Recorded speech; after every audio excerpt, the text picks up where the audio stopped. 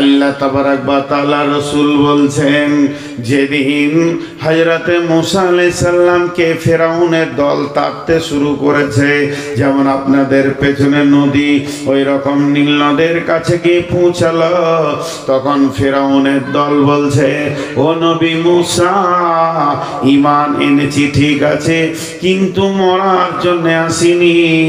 নবী মুসা বললেন, লা তাহজান ইন্নাল্লাহা মানি। হে আমার কওম, তোমরা যারা আল্লাহর উপরে ঈমান এনেছো, তোমরা কালেমা পড়েছো লা ইলাহা ইল্লাল্লাহ মুসা কালিমুল্লাহ, তাহলে শুনে নাও, তোমাদের কোনো চিন্তা নাই, আমি নবীর সঙ্গে আল্লাহ রয়েছেন, আল্লাহ আমার সাহায্য করবেন, অতএব তোমরা কোনো বিপদকে বিপদ মনে করবে না, নীল তোমাদের কিছুই করে নিতে পারবে না। আমি নবী মুহাম্মদ আমি নবী মুসা কালিমুল্লাহ, আল্লাহর কালাম করনে वाला, আল্লাহর সাথে বাত করনে वाला তোমার সঙ্গে রয়েছি।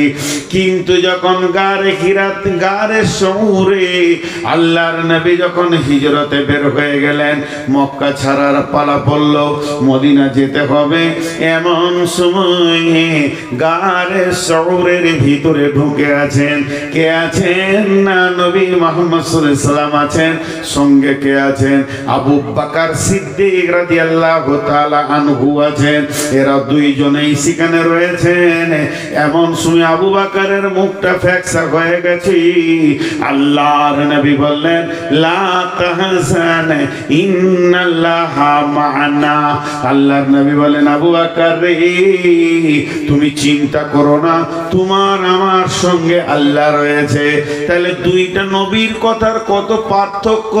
প্রথম নবী মুসা বললেন, আমার সঙ্গে আল্লাহ রয়েছে, আমার সঙ্গে রয়েছে, কারণ আমার সঙ্গে রয়েছে। আর বিশ্ব নবী বলছেন, আমাদের সঙ্গে রয়েছে। তার মানে উম্মত হওয়াতে কত লাভ। নবীর সঙ্গে যেমন আল্লাহ, নবীর উম্মতের সঙ্গে তেমনি আল্লাহ। আর ওদের নবীর সঙ্গে আল্লাহ কমকে সাহায্যকারী হিসেবে পাঠানো হয়েছিল।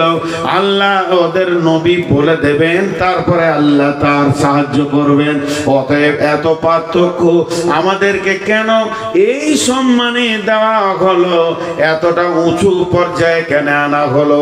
কারণ শুনেলেন, আল্লাহ একমাত্র দাওয়াতে তাবলীগের সঙ্গে রয়েছে। তাবলীগ যে করবে তার সঙ্গে আল্লাহ থাকবে। ওদের মুসা তাবলীগের দায়িত্ব ছিল, তাই আল্লাহ সাহায্যকারী হিসেবে ছিল। ইল্লা তানসুরুহু ফাকাদ নাসরাহুল্লাহ। ওদের কওমে তাবলীগের দায়িত্ব ছিল না, অতএব তাদের সঙ্গে আল্লাহ ওই রকম তাবলীগী সাহায্য হিসেবে ছিলেন না। এমনি আল্লাহ বান্দা আল্লাহ হিসেবে আল্লাহ আছেন। কিন্তু আমরা উম্মত কেমন? আমরা যে নবীর উম্মত, আল্লাহ রাসূল বলে দিয়েছেন, বাল্লিগু আন্নী ওয়ালাউ আয়া। তোমার কাছে যদি একটা আয়াত থাকে তুমি পৌঁছিয়ে দাও, তোমার কাছে যদি একটা শব্দ থাকে তুমি পৌঁছিয়ে দাও, তুমি যদি একটা ঈমান আকীদার কথা জানো তার একজনকে পৌঁছিয়ে দাও। তার মানে আমরা দায়িত্ব পেয়ে গেলাম। এর জন্য কোরআন বলছেন, কুনতুম খায়রা উম্মাতিন। একটা, দুটা, তিনটে, চারটা, পাঁচটা, ছটা, 1000, 2000, 20000, 50000, 1 লাখ, 1,10,000, 1,20,000, 1,24,000, 25,000, 30, যতগুলো কম পৃথিবীতে চলে গেছেন, যতগুলো নবী পৃথিবীতে চলে গেছেন, সমস্ত নবী সমস্ত কমকে উম্মত বলা হয়নি। তাদের খায়র মানে হলো ভালো, তাদেরকে ভালো বলা হয়নি, খারাপও বলেননি। কিন্তু আমাদেরকে বলা হয়েছে, কুনতুম খায়রা উম্মাতিন। তোমরাই হলে উত্তম উম্মত, তোমরা হলে দামি উম্মত, তোমরা হলে শ্রেষ্ঠ উম্মত, তোমরা হলে সব থেকে মূল্যবান উম্মত। কেন তোমরা দামি? কোন কারণে দামি? তোমাদের বিল্ডিং দামি, তার জন্য দামি। তোমাদের টাকা আছে বেশি, তার জন্য দামি। তোমার গাড়ি দামি, তার জন্য তুমি দামি। তুমি বড় ডিগ্রিওয়ালা, তার জন্য তুমি দামি। আল্লাহর জন্যটাও বলে দিয়েছেন, তা'মুরুনা বিল মা'রুফি ওয়া তানহাউনা আনিল মুনকারি। তোমরা এই জন্যই দামি, তোমরা সৎ কাজের আদেশ করবে, অসৎ কাজের নিষেধ করবে। সৎ কাজের আদেশ করবে, অসৎ কাজের নিষেধ করবে, এর জন্যই তোমরা দামি।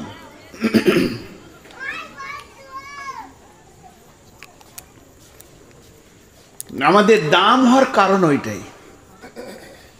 ওই কারণ থেকে যদি আমি সরে থাকি তাহলে তো আমি দামি নয়।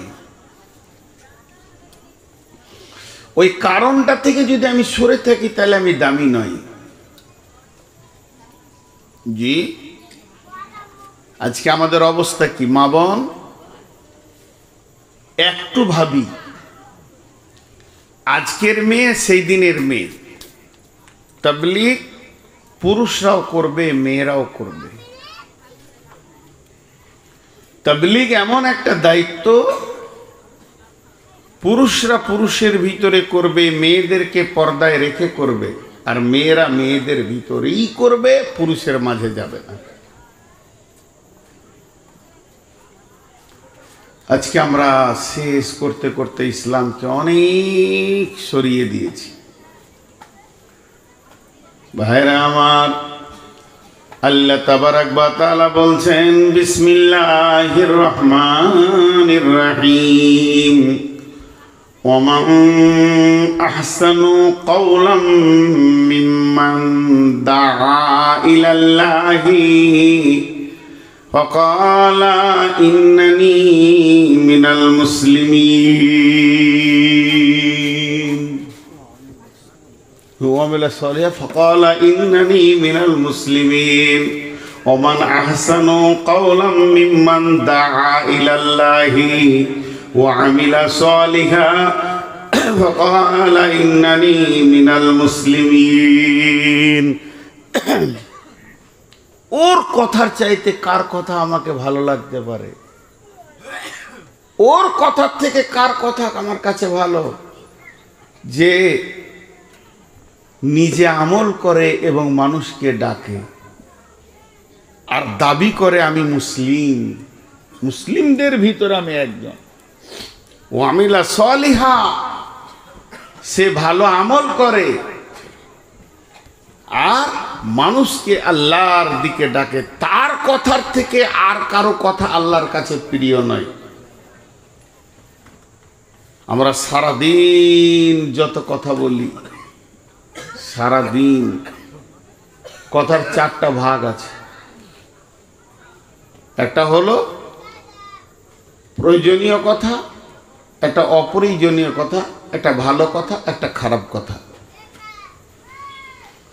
সারা জীবনে মানুষ চার ধরনের কথা বলে। সারা জীবনে, যেদিন থেকে মুখ ফুটেছে, যেদিন মুখ বন্ধ হয়ে যাবে। ভালো কথা, খারাপ কথা, প্রয়োজনীয় কথা, অপ্রয়োজনীয় কথা।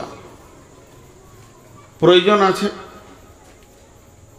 প্রয়োজন কেমন? ঘর সংসার করতে গেলে দোকানে খদ্দেরের সঙ্গে কথা বলতে হবে, বাপ বেটা কথা বলবে, স্বামী স্ত্রী কথা বলবে, এগুলো প্রয়োজনীয় কথা। প্রয়োজনীয় কথাতে নেকি আছে, কথা বলছি না, নেকি আছে। আর ভালো কথায় নেকি আছে। Kowloon মারিফুন কাসাজারাতুন Kowloon মারুফুন সাদাকাতুন। বিশ্বনবী বলছেন ভালো কথা হলো সাদকা। আল্লাহ বলছেন কালিমাতিন তয়্যিবাতিন কাসাজারাতিন তয়্যিবাতিন কালিমাতিন খাবিসাতিন কাসাজারাতিন খাবিসাতিন। এটা আল্লাহর ভাষা। আল্লাহ বলছেন যখন তুমি পবিত্র কথা বলবে, ভালো কথা বলবে, তো জেনে নাও তুমি ভালো গাছ লাগিয়ে দিলে। কালেমাতিন তয়্যিবাতিন কাসাজারাতিন তয়্যিবাতিন। আমি ভালো কথা বলবো, আমি একটা ভালো গাছ লাগিয়ে দিলাম।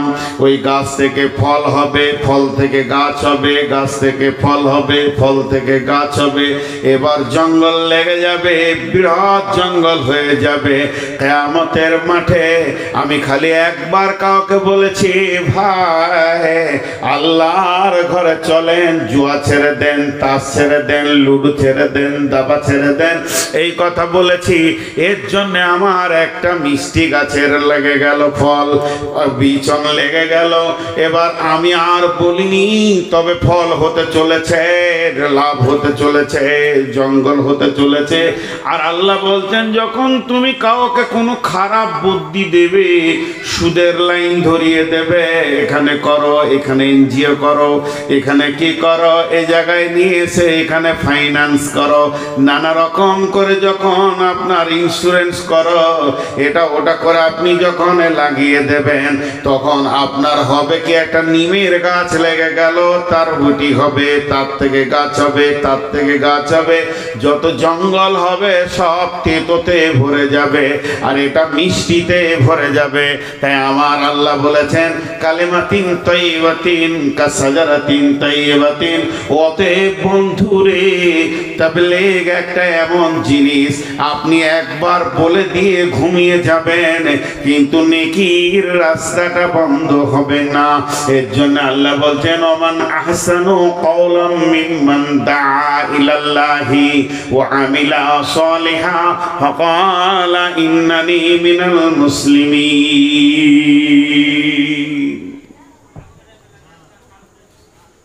সূরা আসরটাতে একটা উদাহরণ দিব, বহুত লম্বা তফসির আছে, শুধু আসর শব্দটাকে নিয়ে তফসির করলে অনেক সময় যাবে। একটা উদাহরণ দিব, বুঝে নেবেন।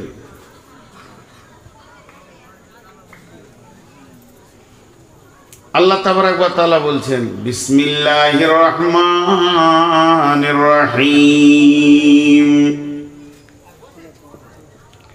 ওয়াল আসরি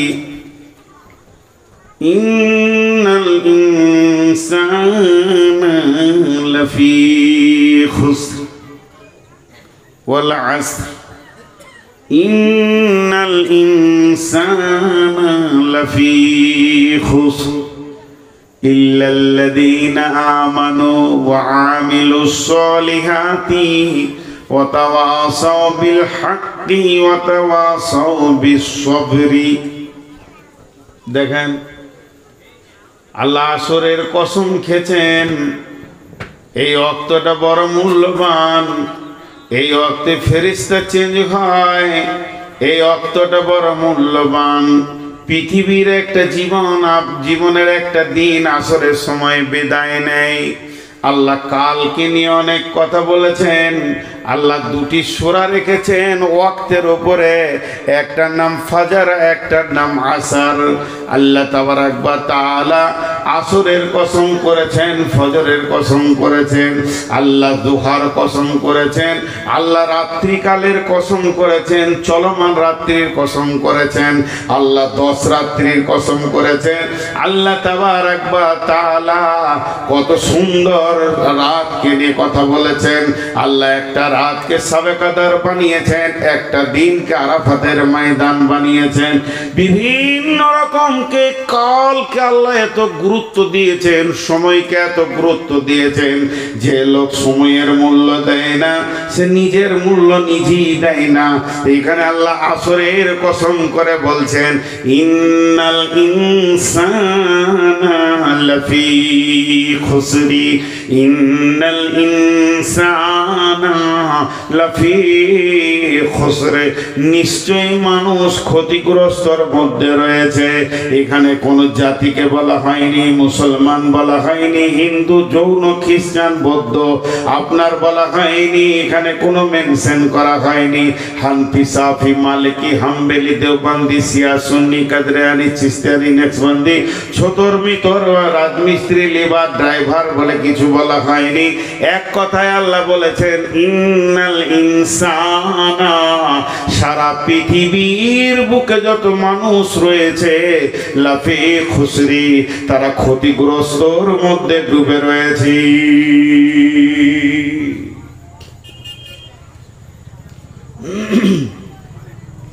আপনিও ক্ষতি, আমিও ক্ষতির মধ্যে আছি। এই দৃষ্টিটা কার? না আল্লাহ। এই দৃষ্টিটা কার? আল্লাহ। এটা কোনো মানুষ বলেনি, কোনো মুফাসসির বলেননি, কোনো জিবরাইল বলেননি, কোনো নবী বলেননি। আল্লাহ আসমান থেকে বলছে নিশ্চয় মানুষরা ক্ষতিগ্রস্তর মধ্যে রয়েছে। আর আল্লাহ ক্ষতি বলছে মানে ওটা জাহান্নাম। আল্লাহ ক্ষতি বলছে মানে আপনার ব্যবসায় লাভ লস হচ্ছে এটা বলেননি। আল্লাহ ক্ষতি বলছে মানে ওটা জাহান্নামের কথা বলছেন। আল্লাহ কি বলছেন? কিন্তু চারটা গুণ যার মধ্যে আছে সে নয়, কিন্তু ইল্লা মানে কিন্তু। এখানকার সমস্ত মানুষ ক্ষতির মধ্যে রয়েছে, কিন্তু যে চারটা কাজ করেছে সে ক্ষতির মধ্যে নাই। ইল্লাল্লাযীনা আমানু, যে ঈমান এনেছে, ওয়া আমিলুস সলিহাতি, ভালো আমল করেছে, ওয়া তাওয়াসাউ বিল হাক্কি, একে অপরকে হকের দাওয়াত দিয়েছেন, ওয়া তাওয়াসাউ বিস সবরি, আর একে অপরকে সবরের দাওয়াত দিয়েছে। একটা উদাহরণ দিব। আমানু, যে ঈমান এনেছে। ঈমান এমন একটা বস্তু যা দেখা যায় না। ঈমান বড় মূল্যবান। ঈমান হলো আমলের আত্মা। ঈমান হলো আমলের আত্মা। মা বোন, ঈমান হচ্ছে আমলের আত্মা। যে দেহে আত্মা নাই ওই দেহের মূল্য নেই। যে আমলে ঈমান নাই ওই আমলের মূল্য নাই। একটা মৃত মানুষের যেমন মূল্য, একটা মৃত গরু ছাগল ভেড়ার যেমন মূল্য, তার কোনো মূল্য নাই, পচে যাবে, সরে যাবে। যে পৃথিবীতে সমস্ত আমল করবে কিন্তু ঈমান রাখলো না, জেনে নিতে হবে ও মৃত, ওর আমল কাজে লাগবে না। ওর আমল কাজে লাগবে না। ঈমানবিহীন আমল কোনো কাজে লাগবে না। আমলে ছুটি আছে, আমলে ছুটি আছে। আমলে কম বেশি হলে ক্ষতি নাই, কিন্তু ঈমানে ছুটি নাই, কম বেশি হলে ক্ষতি আছে। দুটি উদাহরণ দিব, মন দিয়ে শুনেন। আমরা এশার নামাজ পড়ে বসেছি, ফজর পর্যন্ত কোনো ফরজ নামাজ নাই। আপনি নফল যত পড়তে পারেন।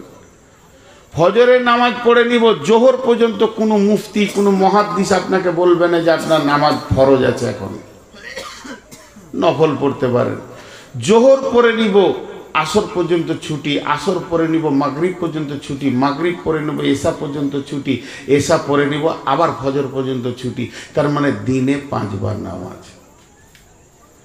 1 মাস রোজা রেখেছি, শাওয়ালের রোজা রাখেন, অসুবিধা নেই।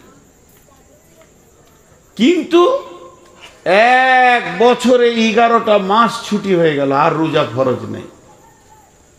কয়েকশো কোটি টাকার আপনি মালিক, একবার জাকাত দেবেন সারা বছরে, আর জাকাত দিতে হবে না, ছুটি। আপনি হালাল খোর, হারাম খোর নন। হজ জীবনে একবার, সারা জীবন ছুটি। টাকা থাকলে 20 বার করেন। তাহলে হজ জীবনে একবার, যাকাত বছরে একবার। যদি আপনার মাল থাকে তো হজও তাই। 3 নম্বরে রমজান 1 মাস, 11 মাস ছুটি। আর আপনার কিনা নামাজ হলো দিনে 5 বার, মধ্যখানে ছুটি। তো ঈমান কতক্ষণ? যেমন আমি নামাজ পড়তে গেলাম, টুপিটা লাগালাম, সালাম ফিরলাম, টুপিটা খুলে নিলাম, তার মানে আমি যখন নামাজে যাব ইমানটা মজবুত করে নিব, সালাম ফিরবো আবার বেঈমান হয়ে সুদের বসে যাব, জি না। ইমানটা কখন ইমান এনেছি যেদিন মায়ের পেট থেকে পৃথিবীতে এসেছি, আমার কানে আজান পড়ে গেছে, যেদিন আমার জ্ঞান হয়েছে সেদিন আমি কালেমাকে বিশ্বাস করেছি, রাদিতু বিল্লাহি রাব্বান ওয়া বিল ইসলামি দীনান ওয়া বি মুহাম্মাদিন নাবিয়্যান ওয়া রাসূলা। আমি আল্লাহকে রব বলে মেনে নিয়েছি, ইসলামকে দিন বলে মেনে নিয়েছি, এবং শেষ নবীকে আমি আখেরি পয়গম্বর মেনে নিয়েছি। এই ঈমানটা সকালে থাকবে, বিকালে চলে যাবে, 1 ঘন্টা ছুটি আছে, আধ ঘন্টা ছুটি আছে, জি না। এই ঈমানটা কত দূর নিয়ে যেতে হবে, ঈমানটা কবর পর্যন্ত পৌঁছাতে হবে।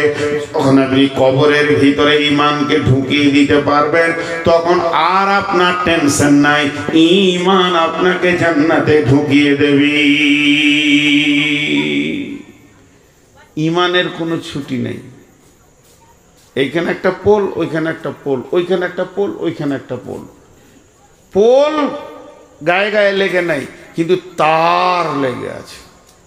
তার যদি 1 ইঞ্চি কেন হাফ ইঞ্চি কাটা থাকে তো বিদ্যুৎ যাবে না। তেমনি নামাজ রোজা সব ঈমানকে বাঁচানোর জন্যই।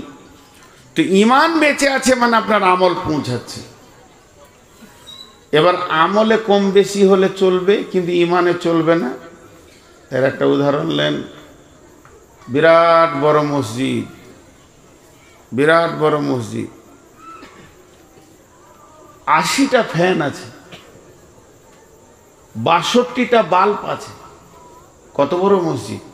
জুমার দিন 80টা ফ্যান আছে, 62টা বাল্ব আছে। দেখা গেল 3টি বাল্ব কেটে গেছে, চলে যাবে। দেখা গেল 4টা ফ্যান চলছে না, চলে যাবে, অসুবিধা হবে না। এগুলো হলো আমল কাজ। বাল্ব আলো দেবে, ফ্যান হাওয়া দেবে। 4 জন দিচ্ছে না আলো, 6 জন ফ্যান হাওয়া দিচ্ছে না, চলে যাবে, চলে যাবে, চলে যাবে। এগুলো হলো কাজ। আপনি নফল পড়তে পারেননি, সুন্নতে 2-1 বার ছাড়া গেছে, চলে যাবে, চলে যাবে, চলে যাবে, অসুবিধা নাই। দান নফল দান করতে পারেননি, হালকা করেছেন, চলে যাবে, চলে যাবে, চলে যাবে। আমলে কম বেশি হলে চলে যাবে, কিন্তু ঈমানটা হলো ওই মসজিদ থেকে পোলের যে কেবেলটা আছে, এটা যদি 1 ইঞ্চি কম হয় চলবে না, চলবে না। তো ঈমান আকীদা এত মজবুত হতে হবে, যদি ঈমান আকীদার ভিতরে ত্রুটি থেকে যায় তো চলবে না, চলবে না, চলবে না। আপনার ব্যাগে যদি বাচ্চা ছেলের চাটনির টাকা 20 লক্ষ থাকে, আপনি একটা পান খেতে পারবেন না। আর অরিজিনাল টাকা যদি 5 টাকার নোট থাকে, আপনি একটা পান খেতে পারবেন। তেমনি আমলে গাদা গাদা গাদা গাদা আমল হচ্ছে, কোনো দলিল নাই, কিছুই নাই, জাল চলছে, চলবে না, আল্লাহর কাছে চলবে না। আর ঈমান আকীদার উপরে যদি আপনার আমল অল্প হয়, চলে যাবে, চলে যাবে, চলে যাবে। এর জন্য আল্লাহ বলছেন ইল্লাল্লাযীনা আমানু ওয়া আমিলুস সলিহাতি। কিন্তু কিয়ামতের মাঠে বাঁচবে কি? যার ঈমান আছে এবং সেই ঈমানের উপরে দারমাদার করে সুন্দর ভালো আমল পৃথিবীতে করেছি। ঈমানও আছে, আমলও করেছে, ঈমানও আছে, আমলও করেছে। 3 নম্বর গুণ, ওয়াতাওয়াসাউ বিল হাক্কি, একে অপরকে ধরে হকের দাওয়াত দিয়েছেন। ওয়াতাওয়াসাউ বিস সবরে, একে অপরকে সবরের দাওয়াত দিয়েছেন, ধৈর্যের দাওয়াত দিয়েছেন। ধৈর্যটা এত বেশি প্রয়োজন, ধৈর্যটা অনেক অনেক প্রয়োজন। তো এটা দাওয়াত দিতে হয়, ভাই সবর করো, সবর এখতিয়ার করো, সবর করো, সবর, কাজ হবে, ইনশাআল্লাহ কাজ হবে। সবর এত কাজ দিতে পারে, আপনি কাজ পাবেন, আপনি কাজ পাবেন সবরে। জি, এরা আপনার মোবাইল লাগিয়ে দিয়ে ঘুমাচ্ছে, কি আরামের ঘুম দিয়েছে। সকালে এডিট করবে, যে 4-5খানা মহিলার ছবি নিয়ে এসে গায়ে লাগিয়ে দেবে। আমার একটা ছবি ভাইরাল হয়েছে, এদিকে দিলা আর আরো ভাইরাল করবে। আমি নাকি মহিলার ঘাট ধরে, ওটা আমার মা, আমার মায়ের ঘাট ধরে আমি মারছি, মারতে মারতে নিয়ে যাচ্ছি, আমার মা কাঁদছে। আমার মা একজন একাই, আমার মা, আমার কোনো খালা নাই, আমার মা একাই একটাই বেটি আমার নানার। আর আমার নানা ছিলেন পশ্চিমবঙ্গের বৃহত্তর আলিম। আমার নানা রবীন্দ্রনাথ ঠাকুরকে লাঠি নিয়ে চাপকাতে গিয়েছিল, থাকলে তোর মুখ ভেঙে দিব। রবীন্দ্রনাথের মাসির বাড়ি আর আমাদের বাড়ি পাশাপাশি, সবাই একই এলাকা।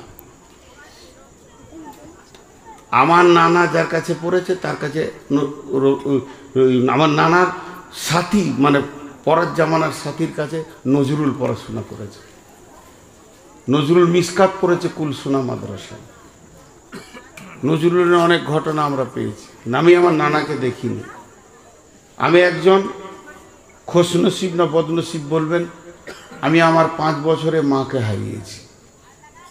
আমার মাকে মনে পড়ে, চেহারাটা মনে পড়ে। 5 বছর বয়স আমার, তখন আমার মাকে হারিয়েছি। এখানে থাম্বনেইল দিয়েছে, আমার মায়ের ঘাট ধরে আমি মারছি। সাধে কি ইউটিউবার দিকে সরাবো গো? আগামী অক্টোবর থেকে একজনা কাজতে দেবো না, একটা ইউটিউব থাকবে, আমারই একটা ফেসবুক চলবে। তবে এটাও বলে দিছি, ওতে ইনকাম করবো না, ও লাইন কাটা, সবারই সামনে বলছি। তবলিগ কে কার তবলিগে হেদায়েত পায় আল্লাহ জানে, কে কার তবলিগে হেদায়েত পায় কে জানে? আল্লাহ জানে। সকলে বলেন কে জানে? তাহলে একটা ঘটনা ছোট করে শুনিয়ে দিই। আমার যখন রানিং 13 বছর জালসা হলো, তখন এই আপনাদের এইখানে পণ্ডিতপুরের আশেপাশে একটা জালসা এসেছিলাম, তাতে চিঠি দিয়েছিল, সম্ভবত চিন্তামণি ফতেপুরে, না চিন্তামণি ফতেপুরে। হ্যাঁ, আমাকে একটা চিঠি দিয়েছিল, আপনি কন্ট্যাক্ট করছেন কেন, আগে লিখছেন কেন? তা আমি ওদেরকে উত্তর দিয়েছিলাম, এইটা তো আপনাদের কি শুধু আমি, যে আমি আগে লিখছি কেন, কন্ট্যাক্ট করছি কেন? আমি 13 বছর চুপচাপ এসেছি, চুপচাপ চলে গেছি, কিন্তু সমাজ আমাকে ঠেলে সরিয়ে দিয়েছে, মূল্যায়ন করেনি। তখন এই লাইনটা ধরেছি। তবে আমাকে ফেরেশতা মনে করবেন না, আপনাদের যেমন গুনাহ আছে আমারও গুনাহ আছে। আপনাদের 19, আমার 20। আমার পাঞ্জাবিতে ঢাকা আছে বলি লোক দেখতে পায় না, আমিও গুনাহগার। কিন্তু কার কথায় কার হেদায়েত হয়? এবছর জালসা সিজন শেষ করলাম, আমার একটাই মেয়ে, আমার মায়ের নামটা দিয়েছি, ওই জন্য ওকে আমি কোনোদিনও নাম ধরে ডাকি না, মা বলেই ডাকি। আজও নামটা বলি না, বলতে পারি না, কষ্ট হয়। তো আমি, আমার স্ত্রী বসে সবজি কাটছে, আমার মেয়ে বসে আছে, আমি ওখানে গিয়ে চেয়ার নিয়ে বসলাম। তো আমার মেয়ে আমাকে বলছে, আব্বা আমি তো তোমার মা। আমি বললাম হ্যাঁ। তো মায়ের কথা তো শুনতে হয়। বল। আমি একটা আবদার করবো, যদি তুমি মেনে নাও তো আমি খুশি হব, যদি না মানো তাহলে তুমি আলাদা আমিও আলাদা। বিয়ে দিয়ে দিয়েছি, তোমার সঙ্গে আমরা চলবো না। আমার সুখের জন্যই তো তুমি এগুলো করছো। বলে বল কি করতে হবে? আর কন্ট্যাক্ট করবে না, আগে নেবে না। বলে যা, মেনে নিলাম। জিজ্ঞেস করেন কমিটিকে, কন্ট্যাক্টও করিনি, আগেও নিই। কমিটিকে জিজ্ঞেস করেন, আজকের কমিটিকে, আগামী কাল যে আছে তাকেও জিজ্ঞেস করেন। যদি কেউ কিছু আছে আগে থেকেই, তারা দিয়ে শান্তি পায়। একজন ফোন করে বললো আমরা দিব না, দিতে হবে না। বললেন আমরা দিলে শান্তি পাবো, তাহলে দেন। তো হেদায়েত কার কাছ থেকে আসবে? আমাকে আমার পেটের বাচ্চা হেদায়েতের রাস্তা দিচ্ছে। আপনি ভাবিয়েন না, সাহাবীদের পর্যন্ত ভুল হয়েছে, হয়নি ভাই? তার থেকে তো আমরা ঊর্ধ্বে নই। ভুলের ঊর্ধ্বে কোনো মানুষই নাই। তো কটা কথা বললাম, এখন একটা উদাহরণ দিব, উদাহরণটা মন দিয়ে শুনেন। আপনাদের মুর্শিদাবাদে জেলাতে 4000 ছেলে নেবে কেন্দ্র সরকারের প্রশাসন বিভাগে। কেন্দ্র সরকারের প্রশাসন বিভাগে মুর্শিদাবাদ থেকে 4000 ছেলে নেবে। তো ওরা পেপারে বের করেছে কি, 4টা শর্ত দিয়েছে। 1 নম্বর, কম করে 5 ফুট 10 ইঞ্চি হাইট হতে হবে। 2 নম্বর হলো কম করে মাধ্যমিক পাস হতে হবে। 3 নম্বর হলো 36 ইঞ্চি সেনা হতে হবে। আর 4 নম্বর হলো কম করে 53 কেজি ওজন হতে হবে। কটা? 53 কেজি ওজন, 36 ইঞ্চি সেনা, আর মাধ্যমিক পাস, 5 ফুট 10 ইঞ্চি হাইট। 4টা শর্ত দিয়েছে। একটা ছেলে গিয়েছে, সে তো এইচএসে ফার্স্ট ক্লাস পাস, সিনাটাও 36 ইঞ্চি ঠিক আছে, আর হাইট হলো 5 ফুট 10 ইঞ্চি, সেটাও ঠিক আছে, কিন্তু ওজন হলো 40 কেজি। হলো না, চাকরি পেল না, লাইনে যেতে পেল না।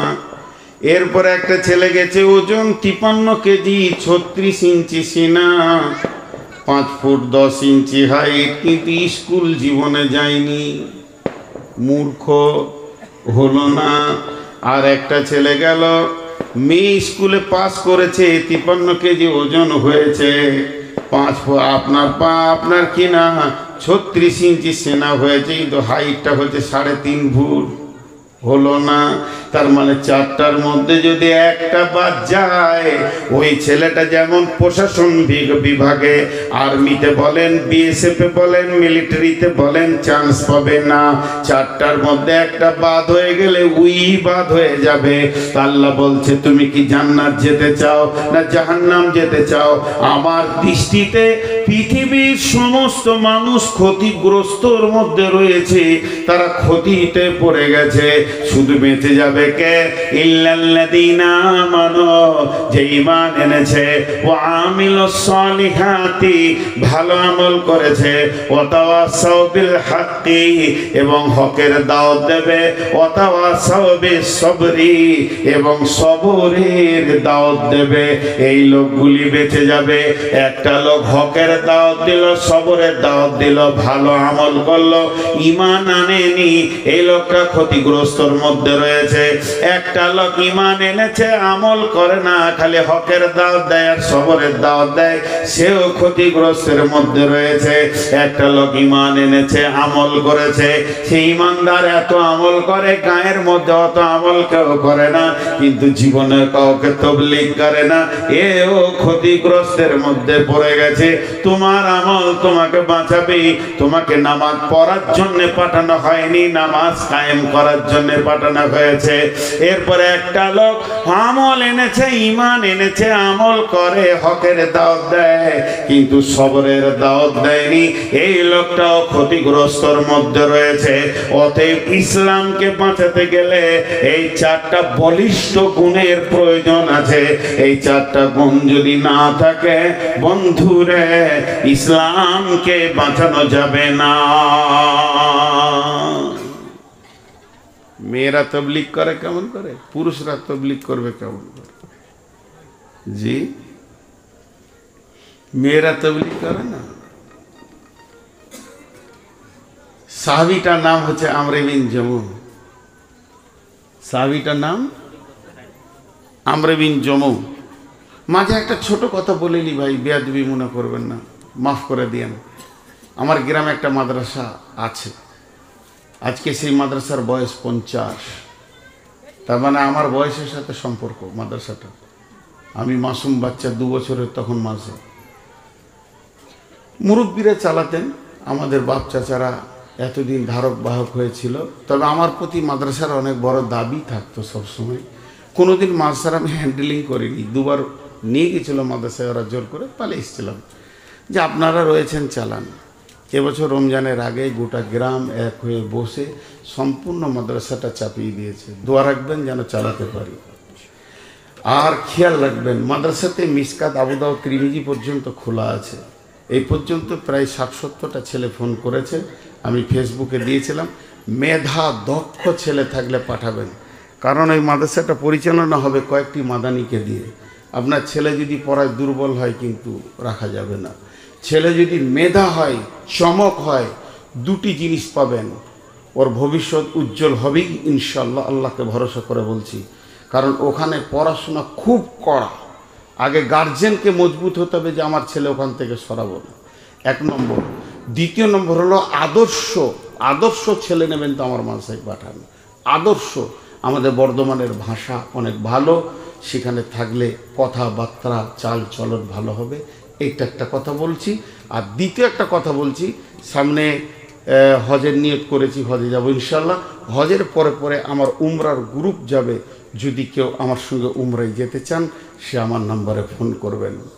সেইভাবে মক্কা মদিনা ঘুরিয়ে আপনাকে ঠিক জায়গায় উমরা করাবো, এটা নিয়ত করলেন। এবং বাকি কত কি লাগবে না লাগবে এগুলো ফোনে আলাপ হবে, কিন্তু আপনি রেডি হন। এখন অনেক এজেন্ট বেরিয়ে গেছে, অনেক দালাল বেরিয়ে গেছে, 80,000 70,000-এ নিয়ে যাচ্ছে। নিয়ে যান, কিন্তু রাখছে বহুত দূরে, খাওয়া দাওয়ার মান তেমন থাকে না, প্লেনে মাল বারবার চেঞ্জ করতে হয়। 15 থেকে 30 জন জমজমের পানিটা হায়দ্রাবাদে ফেলে চলে এলো, ডোমেস্টিক প্লেনে পানি তুলতে দেয়নি, অনেক ভেজাল আছে। তবে আমাদের বিমান হচ্ছে অনেক দামি, আমরা দামি বিমানে যাই, বেশিরভাগ এমিরেটস ইতিহাদ ব্যবহার করি, বিধায় আমাদের ওদের থেকে শুধু ভাড়াটাই 17,000 বেশি থাকে। দুটি কথা বললাম, মাদ্রাসায় মেধা ছেলে পাঠাবেন। আর একটা কথা বললাম, হজ উমরা করলে খবর রাখবেন। তো আজকের যে বক্তব্য শুধু তাবলীগের উপরে রাখছি, আমি যখনই ইস্তেহার দেখে নিয়েছি যেটা তাবলীগ, তো আমাদের প্রতি অনেক দায়িত্ব আছে। দেখেন, সাহাবীটার নাম বললাম আমর বিন জমু। মা বোনদেরকে এখন বলছি, তারপরে পুরুষকে আবার বলবো। মা বোনরা কীভাবে তাবলীগ করবে, একসাথেই দুটো হয়ে যাবে। তো আমর বিন জমু, মা বোন, খালা, বেটি, একটু মন দিয়ে শোনেন। আমর বিন জমু তিনি একটা পায়ে অক্ষম ছিলেন, যাকে আপনাদের ভাষায় ল্যাংড়া বলে, আমাদের বর্ধমানের ভাষায় খোঁড়া বলে, ল্যাংড়া। তো আমর বিন জমুর স্ত্রী মনে মনে করছেন যে আমার স্বামী খোঁড়া, তাহলে তো কোনো দিন জিহাদে যাবে না, আর শহীদও হবে না, আর আমি এরকমই থেকে যাব। 2টা মিনিট টাইম চাইছি আপনাদের কাছে, বেশি টাইম চাইছি না, 2-5 মিনিট ছেড়ে দেবো ইনশাল্লাহ, একদম টাইমই ছেড়ে দিব। তো আমর বিন জমু যখন বাড়ি ঢুকছে, তো স্ত্রী কেমন, বিবি কেমন, বিবি নিজের স্বামীকে দান করছে জিহাদে। কি বলে দান করছে? একটু প্রেরণা দিল, উদ্দীপনা দিল। উদ্দীপনাটা কি? যে তুমি আমার কাছেই খুব শক্তি দেখাও, আর জিহাদের কথা শুনলে লুকিয়ে যাও। কি বললি? আমি জিহাদের কথা শুনে লুকিয়ে যাই? ওরা হ্যাঁ। পুরুষ তো এটা নিতে পারলো না। সঙ্গে সঙ্গে ওহুদের যুদ্ধের ডঙ্কা বেজে উঠেছে। ওহুদ সাজো সাজো, সৈন্য সাজো, বিশ্বনবী মদিনাওয়ালাদেরকে সাজাচ্ছেন। আমর বিন জমুর বিবির কানে পড়েছে, দয়ার নবী ওহুদের জন্য রেডি হচ্ছেন। এমন সময় বিবি স্বামীকে এমন উদ্দীপনা দিয়ে দিল, বাড়ির ভিতরে গিয়ে ঢুকে তালোয়ারটাকে হাতে নিল, তালোয়ারের খাপটা ফেলে দিল, হাতটাকে আসমানের দিকে এরকম করে তালোয়ারটা হাতের ওপরে রেখে এই রকম করে 2টা প্যাঁচ টেনে দিয়ে বলল, আল্লাহুম্মা, হে আমার আল্লাহ, লা তারাদ্দুনি ফি আহলি ওয়া মালি, আমাকে আর আহল আর মালের কাছে ফিরে আনিও না, আমার সব মিটে গেছে। হে আমার আল্লাহ, তুমি আমাকে শহীদের লিস্টে নামটা লিখে দাও। এই বলে এক পায়ের মানুষ, ল্যাংড়া মানুষ, অক্ষম মানুষ, প্রতিবন্ধী মানুষ ওহুদের প্রান্তে কয়েকজন বেঈমানকে জাহান্নামের টিকিট নিয়ে নিজে জান্নাতের মেহমান হয়ে গেল। লাশ পড়ে আছে, জিহাদ শেষ হয়ে গেল, 70টি লাশ। আল্লাহর নবী বলছেন আমির হামজার কবর ওখানে দাও, এর কবরটা এখানে দাও, এর এর আপনার কিনা কবর এখানে হবে। আমরে বিন জমুর লাশকে উটের উপরে চাপাও, এ লাশ নিয়ে যেতে হবে গারকুল বাকি মসজিদে নববীর পাশে হবে, যেখানে আপনারা সাহাবী শহীদের অনেক কবর আছে ওখানে হবে। কিন্তু উট বসে গেল, আবার উটকে প্রহার করা হচ্ছে কিন্তু উট উঠে না। যখন লাশকে নামিয়ে নেওয়া হয় উট তখন আবার উঠে দাঁড়িয়ে যায়, লাশ চাপালে বসে যায়। বিশ্ব নবী বললেন তোমরা ছেড়ে দাও, এই জানোয়ারকে কষ্ট দিও না, নিশ্চয়ই ওর জীবনে কোনো ওসিয়ত ছিল। ওর বিবি তখন পাগলের মতো দৌড়ছে, স্বামী আমার শহীদ হয়েছে, এখন আমি কিয়ামতের মাঠে শহীদের বিবি বলে পরিচয় দিতে পারবো। কত আনন্দ উদ্দীপনায় সেখানে গিয়ে পৌঁছালো। বিশ্ব নবী বললেন ও আমর বিন জমুর স্ত্রী, তুমি বলো তোমার স্বামীর কোনো ওসিয়ত আছে কিনা? আমর বিন জমুর স্ত্রী বললেন হ্যাঁ ওসিয়ত আছে। আমি যখন উদ্দীপনা দিয়েছিলাম তখন উনি আল্লাহর কাছে দোয়া করে বলেছিলেন হে আল্লাহ তুমি উহুদের প্রান্ত থেকে আর মদিনায় ফিরে আনিও না, আমি এখানে আসবো না, আমি আর আহাল আর মাল দেখতে চাই না। বিশ্বনবী বললেন রে সাহাবীরা শোনো, ওর দোয়া আল্লাহ কবুল করে নিয়েছে, ওকে উহুদের প্রান্তি সমাধি দাও, এখানেই ওর কবর বানিয়ে দাও। 70 জন সাহাবী উহুদের প্রান্তে শুয়ে আছে, শুহাদায়ে উহুদ। তাহলে আমর বিন জমুকে কে দিল? একটা মহিলা দিল। একটা শহীদ কে দিল? একটা মহিলা দান করলো। হযরত উমরের মতো বিখ্যাত সাহাবী, যেদিকে উমর হাঁটতো ওদিকে শয়তান হাঁটতো না, সেই রকম একটা বিখ্যাত সাহাবী যার ডিগ্রি আল্লাহ রসুল বলেছেন লাউ কানা বাদি নবিয়ান কানা লাহু উমর, আমার পরে যদি কেউ নবী হয় তো উমর হবে। কে দিল? তার বোন ফাতেমা দিল। তার বোন ফাতেমা দিল। তো মেয়েরা যদি তবলিগে নেমে যায়, মেয়েরা তবলিগ করবে 4 জনের কাছে, ছেলেকে করবে, স্বামীকে করবে, আর আপনার ভাইকে করবে, আব্বাকে করবে। আমার মেয়ে আমাকে তবলিগ করেছে, আমর বিন জমুর স্ত্রী তাকে তবলিগ করেছে, আর হযরতে ফাতেমা রাদিয়াল্লাহু তাআলা আনহা, এই ফাতেমা রাসূলের বিটি নয়, এটা উমরের বোন ফাতেমা, অন্য ফাতেমা। হযরতে ফাতেমা রাদিয়াল্লাহু তাআলা আনহা তার ভাইকে তাবলীগ করেছে। এমনও সাহাবী রয়েছেন মা তার বেটাকে তাবলীগ করছে। অতএব আজকের মেয়েরা যদি মনে করে নেয় আমি ঘরটাকে কন্ট্রোল করব, আমার ছেলেকে বেনামাজি রাখবো না, স্বামীকে বেনামাজি রাখবো না, আব্বাকে বেনামাজি রাখবো না, আমি আমার ছেলেকে, ভাইকে, স্বামীকে, আব্বাকে প্রত্যেকটিকে ধরে ধরে তারা মসজিদে পাঠিয়ে দিতে পারবে। একটা সত্য ঘটনা শোনাই, নাম জিজ্ঞেস করবেন না, কলকাতার ঘটনা। ভাই বোন খুব মহব্বত, খুব মহব্বত, 3 ভাইয়ের একটা বোন, আর তাদের গার্মেন্টস কাপড়ের ব্যবসা, বিজনেস, রেডিমেড, কোটি কোটি টাকার মালিক। তো ভাইরা সকালে বিজনেসে বেরিয়ে যায়, দুপুরে আসে, ভাই বোন একসঙ্গে খায়। ভাই যতক্ষণ না আসবে বোন খাবে না, এত প্রেম মহব্বত। তো বোন নিয়ত করেছে ভাইকে দাড়ি রাখা করাবো এবং মসজিদে ঢোকাবো। তো দুপুরে ওর মা বলছে ভাত খা, তো খাইনি। বলছে ভাই আসো। ভাই এসছে, কিরে চল ভাত খেয়ে না, ভাত খাও। রাগ করলি কেন? তুই কি নিবি বল? ও যদি বলে 50 ভরি সোনা নিব, তো 1 ঘন্টা লাগবে না, এত টাকার মালিক। তুই যেটা চাবি সেটা দিবে। বলে তুমি দিবে, যদি তুমি দাও তাহলে তুমি আমার ভাই, আর না দাও তো আর লই, আমার যা মন যাবে আমি করবো, যা দিয়েছো সব ফেরত দিব। কি করতে হবে বল? বলে তুমি এখনই নিয়ত করো যে আর দাড়িতে হাত দিব না, আর জোহরের নামাজটা এখন পড়ো, তারপর একসঙ্গে খাবো, আর জীবনে নামাজ ছাড়বো না, জীবনে নামাজ ছাড়বো না। বলো, তাহলে জানবো তুমি আমাকে ভালোবাসো, তোমাকে আমি ভালোবাসি। সঙ্গে সঙ্গে বলছে যার দাড়িতে হাত দিব না। বোন তো ভাইকে জড়িয়ে ধরে কাঁদতে লাগলো, ভাই আমি এটাই চাইছি তুমি জাহান্নাম থেকে বেঁচে যাও। আচ্ছা আমি নামাজ পড়ি তো একসঙ্গে খাবো, আর জীবনে নামাজ ছাড়বো। পারে মেয়েরা যদি ইচ্ছা করে, একটা মেয়ে যদি ইচ্ছা করে যে আমি আমার ফ্যামিলিকে কন্ট্রোল করব, তো পারবে, বেশিক্ষণ লাগবে না সমাজ কন্ট্রোল হতে। কারণ সমাজে মেয়েদের হাতে কন্ট্রোল করা রয়েছে 75 ভাগ।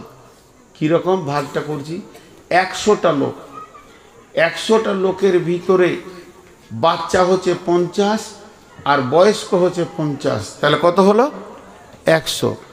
বাচ্চার মধ্যে রয়েছে ছেলে মেয়ে, বয়স্কর মধ্যে রয়েছে নারী পুরুষ, তাহলে ওই ধারে 25 আর 25, নারী 25 পুরুষ 25, 50, আর ছেলে মেয়ে নিয়ে 50, তাহলে টোটাল হলো 100।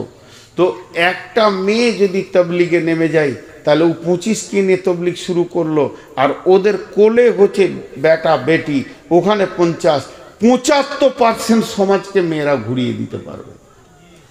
পারবে কি পারবে না? কারণ ওর কোলে বাচ্চা আছে, ওর কোলে মেয়ে আছে, ওর কোলে ছেলে আছে, ওর কোল থেকে। আমি তো কার কোল থেকে এসে এই স্টেজে বসেছি। তো কোলেই যদি ইঞ্জেকশন মেরে দেয় মা বাপ। জি, আমাদের গ্রামে এই একটা পুকুরকে পাম্প মেশিন দিয়ে মেরে দিয়েছে, দিয়ে মাছ ধরতে হুড়বুড় করে সব নেমে গেছে। হালাল হারামের কোনো ব্যাপার নাই, যার পুকুর সে মাথা ঠুকছে, যে যেদিকে পারছে মাছ নিয়ে ধরছে। তারই মধ্যে একটা ইয়ং ছেলে চুপ করে একটা বর গাছ আছে ওখানে বসে আছে, আমিও বসে আছি। খুব ভালো মনে পড়ে, তখন আমি কত 6 7 পড়বো এরকম বয়স। তখন আমি বলছি মাছ ধর, একই বয়সে। ধরে কি হবে, বাড়ি নিয়ে যাবো, মাছ ছুঁড়ে পাঁচিল পার করে দেবে, হারামের খাবো আমি। তো খামকা কাদা ঘেঁটে খেয়ে বলে তোর যা অবস্থা আমারও তাই অবস্থা। মাছ নিয়ে গেলে আমার বাপ আগে লাঠি নিয়ে আমাকে খুঁজে বেড়াবে, তোকে কে মাছ খেতে বলেছে? তাহলে বলেন একটা পরিবারকে কন্ট্রোল করে দিয়েছে কে? একটা মহিলা।